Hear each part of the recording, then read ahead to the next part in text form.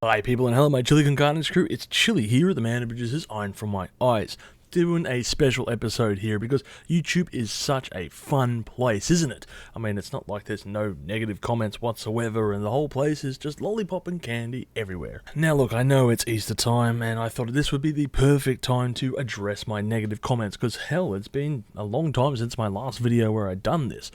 And look, Easter is a time for redemption, I guess, at the end of the day, and forgiveness of sins. But I am fresh out of forgiving anyone here in the negative comments, because damn, YouTube, you just delivered a whole bunch of stuff, didn't you?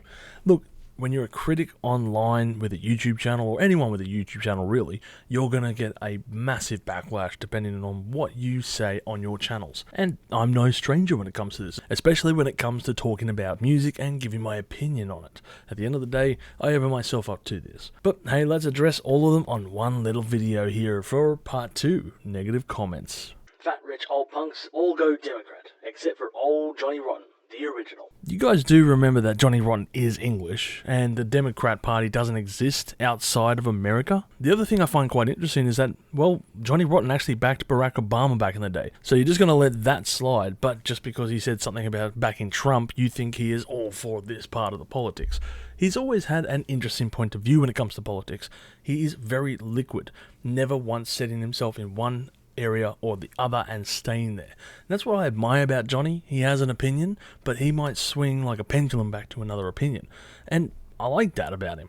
He's neither a Democrat or a Republican. He's not in either of these camps. He's in his own at the end of the day. He's Johnny Rotten. So don't try to paint him in any one or other political party. When you finally grow up but still have an eye ring.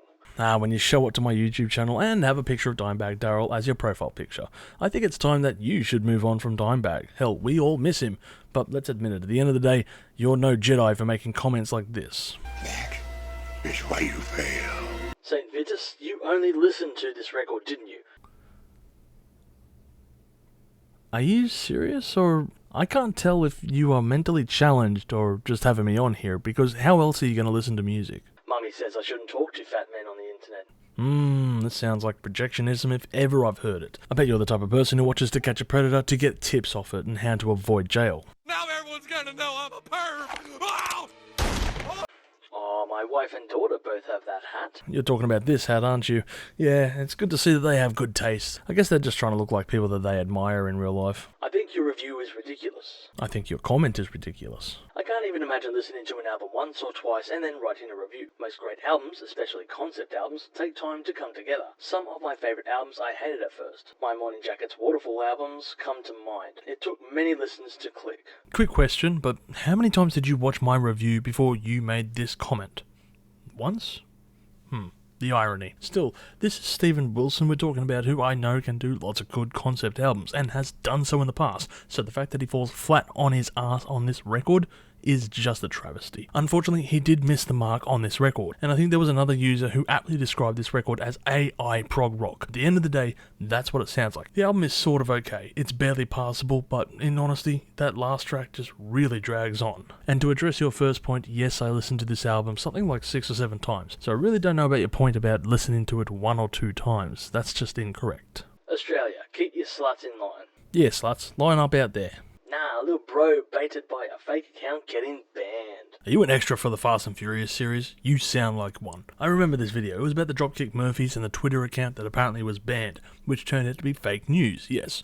But I bet you didn't know that was the fact until after it all came out, because you sure as shit don't seem privy to this knowledge. Bro is now a documented gullible sucker, self-owned himself on YouTube. Thanks for the laugh. Did you just sign into an alternative account just to make another comment on this video? Ooh, that's cute. Anyway, people always say someone with 2 first names are usually hiding something, and you have 3 first names in your user, so I don't trust you.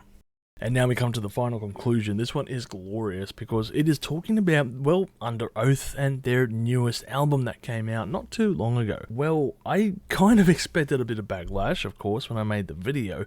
I wasn't exactly a big fan of this record. But what I wasn't ready for was Under Oath's fan base and their backlash, because at the end of the day, Under Oath fans seem to have skin as thin as wet newspaper. And the remainder of this segment is going to be about the Under Oath video I made, the comments that I received, as well as a panel that I was on and all the comments that was on that one. So enjoy. Yeah, I stopped listening when you said the first album was Voy, lol. Swipe left. What next? A bunch of 5-year-olds judges Mozart? Are you seriously comparing Mozart to Under Oath? I mean, shit, you're not even comparing apples to oranges here. It's more like apples compared to a flaming pile of dog shit. The poorly named effort voyeurist. You guys are extremely immature and rude. Oh, first day on the internet? Why is that poorly named? Because you didn't get the point of the album? No, it's poorly named because it vaguely resembles another word that is found on other internet search engines. Or you just want to throw punches because it makes you feel smart. Please, there's nothing that makes me feel smart about talking bad about Under Oath. In fact, me feel dumb talk about Under Oath again. A new sound, if you will? As a fan, I'm totally stoked that a band out there wants to make new music that isn't just rehashing Nirvana's little singles forever. You guys really are taking the piss for no good reason on this one. This guy isn't even a fan of their old music but still takes issues with them trying new sounds. That blows my mind. And this guy, who isn't a fan of any of their works, gets to tell all the fans that we suck, grow up, dude. Okay, Boomer. You do realise you're on the internet in a comment section, so when you say this guy, we can't see where the fuck you're pointing. And as for the other one, you're comparing Nirvana with Under Oath. One influenced a generation, the other one didn't. I mean, Nirvana is actually still listened to by the youth these days, and it absolutely blows my mind that is the case. I can't say the same about Under Oath. And yes, if they want to start writing new music, go for it. Go for gold. I said it in my review, and I said it on this panel as well. If they want to go for a new direction, go for gold. And you have the hide to comment and state that everyone sounds like Nirvana, while Under Oath sounds like someone else. Just try to write music that isn't derivative of Bring Me the Horizon. I mean, I get it, you're simping over Sempiternal. We all did back in the day. However, you were 10 years too late in writing this new album by, well, what is clearly your biggest influence right now. And I'm not sure if this one's aimed at me, but I did like some of their older stuff. But hey, look, if you want to take offense because of words, well, go for it. Gets 2 album names totally wrong within the first 30 seconds. Horrible review. Don't quit your day job, bro. Why does everyone keep calling me their bro? I feel like I'm in an American Pie movie. I mean, all I need is Stifler just to walk in on the background here. I got an idea about something new. How about you guys actually locate your dicks? Remove the shrink wrap and fucking use them! Ah, what an original punchline. Hey, is that the same photo you use in your Grindr profile? You're looking at a free lunch, boys. Come and get it. Ugh, back to the lock with ye, Nessie. Oh, look, we got a familiar face here. More like your opinion sucks, and that's why your channel has basically no subscribers. But sure, cook on, queen. Yes, Queen. This is the same bloke, actually, that I had to swipe left on earlier. Now, this is an interesting little one because I don't know why people seem to think that my channel not having enough subscribers is some kind of offense to me. I don't give a shit.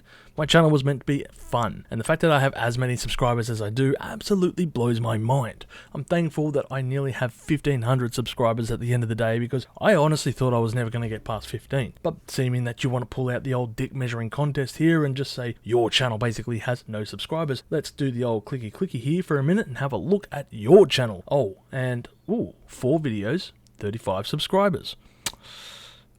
Hate to say it, but my numbers beat yours. What a bad take. For starters, you have the band's entire timeline out of order. You claim they were copying the sound of 2000s bands when they literally pioneered the sound in 2004 and was the basis of many emulations from the bands that came after them. You criticise the mix and complain that the sound is overproduced, but you fail to recognise that many of these production efforts are ones that use anti-copy. You really do not have the video of the fans. TLDR, but hey, look, these guys were not pioneers of the music that they created. They merely emulated sounds that they heard from bands that came out before them. You can't call them the pioneers of Screamo when bands like Coheed and Cambria and Thursday and Dillinger Escape Plan existed. They were around many years before these guys did. The only difference is Under Oath made it a little bit more successful because they existed in Hot Topic and became famous through them. At the end of the day, Under Oath owes its inevitable fame because of Hot Topic and a small window that they managed to find themselves through. They are not pioneers. They did not make a sound as out of thin air. It came from a derivative of many other bands that were in this area and around about this time. So no, you are very wrong when you say that they came and every band copied them after. They were copying bands that came preceding them, and then they were themselves copied.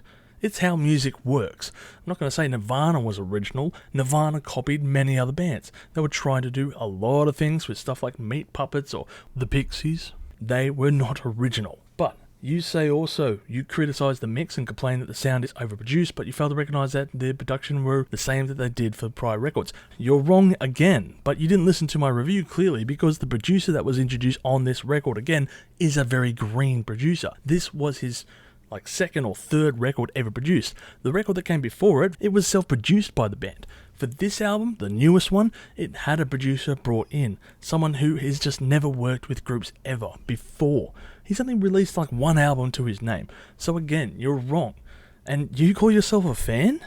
This is just blowing my mind here. Look, you're saying don't speak on behalf of every one of the fans because I don't like this album at the end of the day. That's fair.